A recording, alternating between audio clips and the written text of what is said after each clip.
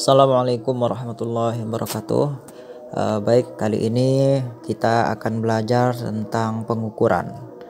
Sebelumnya kita harus mengetahui dulu pengukuran itu kayak gimana. Dalam kehidupan sehari-hari, kalian tentu sering melihat atau melakukan pengukuran. Coba perhatikan gambar ini. Aktivitas apakah yang ditunjukkan oleh gambar ini? Di manakah kalian sering melihatnya? Gambar ini merupakan bentuk nyata dari pengukuran yang sering dijumpai dalam kehidupan sehari-hari.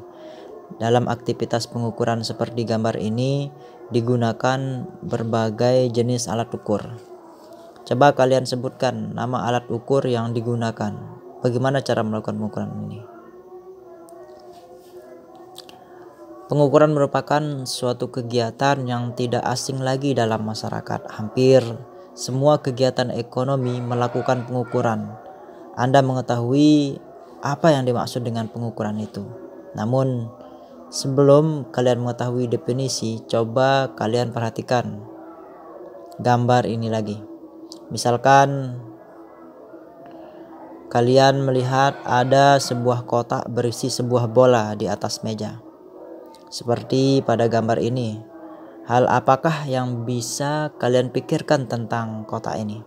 Mungkin kalian akan berpikir tentang berapa ukuran, panjang kotak, tinggi kotak, lebar kotak, berat kotak, dan berat bola, volume bola, dan seterusnya. Panjang, lebar, volume, dan berat semuanya dapat diukur. Dalam fisika, sesuatu yang dapat diukur disebut dengan besaran. Namun jika kalian ingin mengukur panjang kotak itu dengan jengkal tangan, sehingga hasil pengukuran panjang yang kalian peroleh adalah 2 jengkal misalkan. Dalam hal ini kata jengkal merupakan satuannya. Jadi sekarang kita bisa mendefinisikan pengukuran itu kayak gimana. Jadi pengukuran adalah membandingkan suatu besaran yang diukur dengan alat ukur yang digunakan sebagai satuannya. Kemudian kita lanjutkan ya. Sekarang kita akan lanjutkan ke hal-hal yang perlu diperhatikan dalam pengukuran. Pengukuran dilakukan agar mendapatkan hasil yang akurat. Namun bagaimana cara mendapatkan hasil pengukuran yang akurat?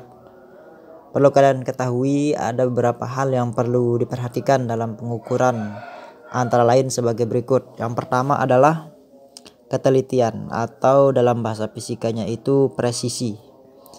Presisi merupakan derajat kedekatan kesamaan hasil pengukuran yang diperoleh dari pengukuran berulang. Ingat ya, dari pengukuran berulang. Kita coba contohkan.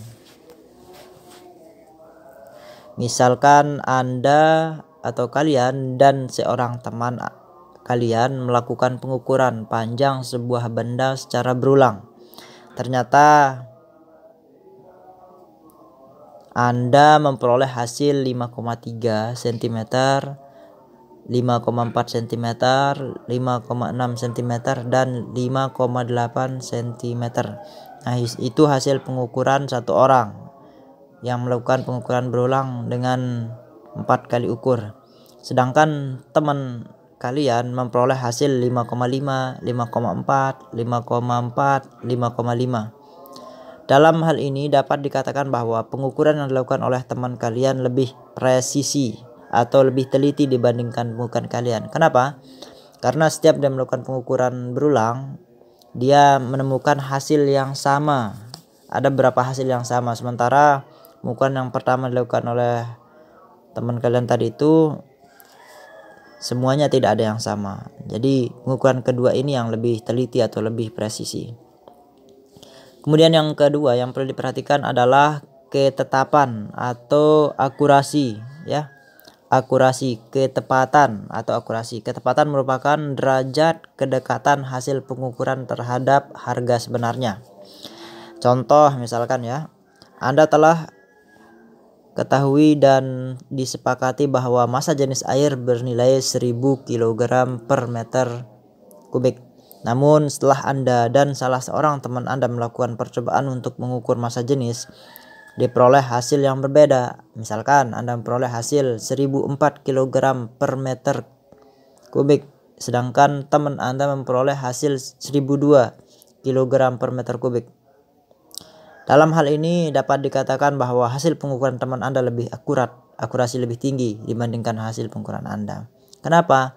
Karena lebih dekat akurasi massa jenis air dari pengukuran teman Anda daripada kalian. Kemudian yang ketiga atau yang terakhir adalah yang perlu diperhatikan dalam pengukuran adalah sensitivitas atau kepekaan alatnya, ya. Sensitivitas merupakan kemampuan alat ukur dalam memberikan tanggapan terhadap perubahan nilai pengukuran yang terjadi. Untuk menjamin sensitivitas alat ukur, kalian harus selalu menggunakan sesuai dengan batas ukur maksimum dan pembaca skalanya.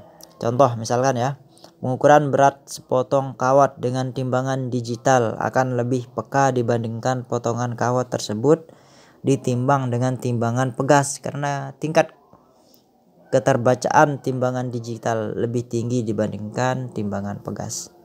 Yaitu ya, semoga kalian bisa memahami. Silahkan bagi yang belum paham bisa bertanya lewat kolom komentar. Terima kasih.